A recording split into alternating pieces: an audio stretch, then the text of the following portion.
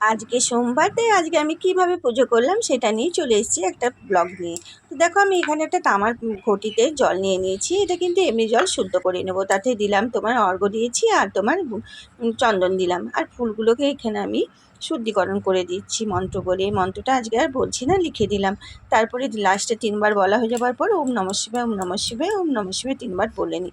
দিয়ে ওখান থেকে একটা ফুল নিয়ে নিলাম। দিয়ে এটাও কিন্তু তর্জনী আঙুল দিয়ে করবো, নখ যেন না লাগে। এটাও একটা মন্ত্র বলে দিলাম। সেদিন কিন্তু আমি ভিডিওতে দিয়েছি, ওই মন্ত্রটা বলেই আমি, এটা কিন্তু মন্ত্রটা একবার বলতে হবে। দিয়ে বলার পরে হয়ে গেল। হয়ে যাবার পর এটা আমি প্রথমে গণেশজিকে ওখানে ঢালবো, তারপর কার্তিকজির কাছে ঢালবো, তারপরে মা অশোক সুন্দরীর কাছে, তারপরে মাতা পার্বতী, দিয়ে শেষে শিবলিঙ্গের মাথাতে ঢালবো, তারপরে নন্দী মহারাজকে। এইভাবে কিন্তু স্নান করাই, মানে জল অর্পণ করে দিয়ে ওই জলটা নিয়ে কিন্তু তোমরাও করবে, খুব ভালো। ওম নমঃ শিবায় বলেই আমি করি। প্রথমে তোমার 3বার চোখেতে দিতে হবে, 3বার কণ্ঠে দিতে হবে, 3বার কপালে দিতে হবে, 3বার কানে, 3বার নিজের মাথাতে, 3বার হৃদয়ে। সব কিন্তু ওম নমঃ শিবায় বলে বলেই আমি দিই। তারপরে দেখো পুরোটা ভালোভাবে ধুয়ে নেবো, কারণ প্রথমের জলটাতেই আমি নিয়ে এইভাবে করে নিই। যেহেতু গায়ে চন্দনগুলো এখনও লেগে আছে, একটু ভালো করে না পরিষ্কার করলে হয় না।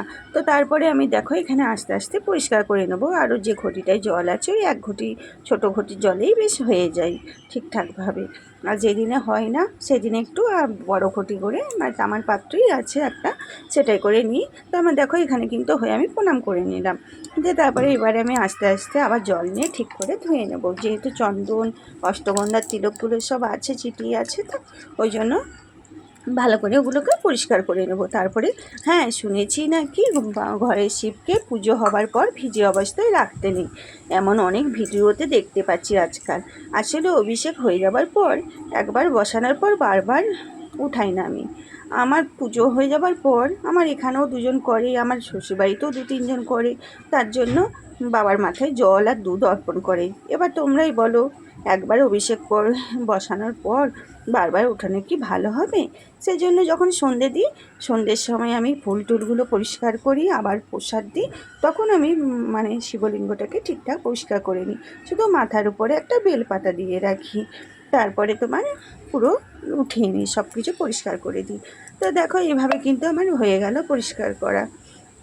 দিয়ে আবার যে থালাটায় জল আছে ওটা কিন্তু আমি টবে গাছে দিই।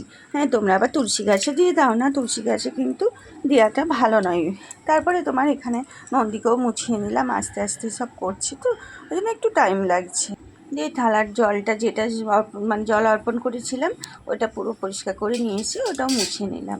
তারপরে তোমার বেলপাতাটা আমি কিন্তু কিনেছিলাম, যখন পাতা পেতাম না খুব একটা এসে প্রথম প্রথম, তখন বেলপাতাটা কিনেছি, অনেক দিন হয়ে গেল। তারপরে তোমার ত্রিশূলও নিয়েছি, 2 বছর হলো। আর তোমার নন্দী মহারাজকে এবারেই নিয়েছি। তো এবার আমার হয়ে গেল সব পরিষ্কার। এরপরে আমি আর সোমবারে তোমার মধু, ঘি এসব অর্পণ করা খুবই ভালো। আমিও তাই অর্পণ করি।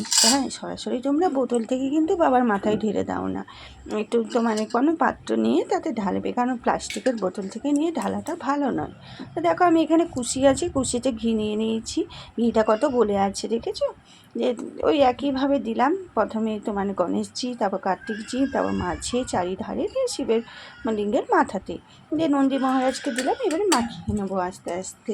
তো তারপরে এইভাবে মাখিয়ে নিলাম ভালো করে, অনেকটাই ঘি হয়েছে, ছোট ঠাকুর তো। এবারে মধুও দিয়ে দিলাম। ঘি আর মধু অর্পণ করা কিন্তু খুবই ভালো সোমবারে।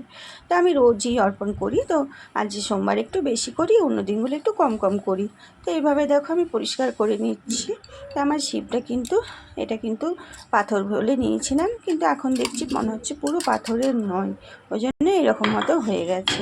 এবারে যেহেতু মহাদেবের তোমার চন্দন খুব ভালো লাগে, তার জন্য চন্দনটাও একটু ঘষে নেবো। তো চন্দনের তিলক পরিয়ে দেবো, তো চন্দনের তিলক পরে কিন্তু খুব ভালো লাগে।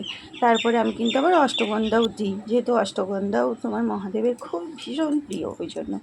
তো সে একইভাবে একদিন বলেছিলাম যে কীভাবে দিতে হয় তিলক, কোন আঙ্গুলে করে দিতে হয়, তো এইভাবে আবার আমিও দিয়ে দিলাম। দিয়ে এবারে অষ্টগন্ধা দিয়েও সাজিয়ে দেবো। আমি আবার অষ্টগন্ধা, বেলপাতা, দুর্বা ঘাস, কলকে ফুল, তোমার অপরাজিতা সাদা আছে, এখন আবার গাছে 2 দিন ফুল হয়নি, ওগুলোতেও দেখো এইটা চন্দনটা আগে দিলাম, দিয়ে পরে আমি তোমার অষ্টগন্ধা দিয়ে দেবো। সোমবারটা পুজো করতে করতে কিন্তু প্রায় ঘন্টাখানেক লেগে যায় এত সব করার জন্য। তো কিন্তু আমার কিন্তু ভালোই লাগে। তারপরে দেখো অষ্টগন্ধা দিয়ে দিচ্ছি, সে একইভাবে দিচ্ছি যেমন যেখানে যেখানে তোমার দিতে হয় বলেছি সেইভাবেই। তারপরে এখানে দেখো দুধটাও রাখা আছে, আর আমি আজকে ফল নেই বলে ফল দিইনি, শুধু বাতাসা যেহেতু মহাদেবের খুব প্রিয় বাতাসা দিয়েই দিয়েছি। আর এখানে তো কাছে খুব কাছাকাছি কোনো সন্দেশের মিষ্টির দোকান নেই, একটু দূরে, ওই জন্য যে বাতাসা থাকে ওটাই দিয়ে দিদি বাবা অল্পেতেই খুশি হয়। তো দেখো উপরে প্রথমে দুটো আঙুল দিয়ে তিলক এইভাবে কাটবে, আর নিচে একটা আঙুল দেবে, তিনটে আঙুল দিয়ে এইভাবে তিলক কাটাও খুব ভালো। দিয়ে এবার দেখো বেলপাতা দুর্বা ঘাস ফুলগুলোতে সব যেগুলো যেগুলো বাবার পছন্দের ফুল সেগুলোতে আমি কিন্তু অষ্টগন্ধা মাখিয়ে নিচ্ছি। অষ্টগন্ধাটাও আমি এই কম 4-5 মাস দিচ্ছি, আগে দিতাম না, এখন আনিয়েছি তো আমি প্রত্যেক দিনই দিয়ে দিই। তারপরে দেখো এখানে দেওয়ার পরে আমার পুজোও কমপ্লিট হয়ে গেল। সবটা কিন্তু দেখানো হয়নি, ভিডিওটা তো অনেক বড় হয়ে যাবে। তো এটাই আজকে তোমরা জানতে পারলে। তোমরা কে কী করো, বাবাকে ভিজিয়ে অবস্থাতেই রাখো না পরিষ্কার করে আবার ধুয়ে মুছে রাখো, সেটা জানাবে কিন্তু। আর আমার কি এই পুজোটা এইভাবে ঠিক হয়েছে? আর হ্যাঁ, নন্দী মহারাজকে কি এইভাবে রাখাটা ঠিক আছে? তোমরা একটু বলবে তো, আমি কিন্তু ঠিক জানি না।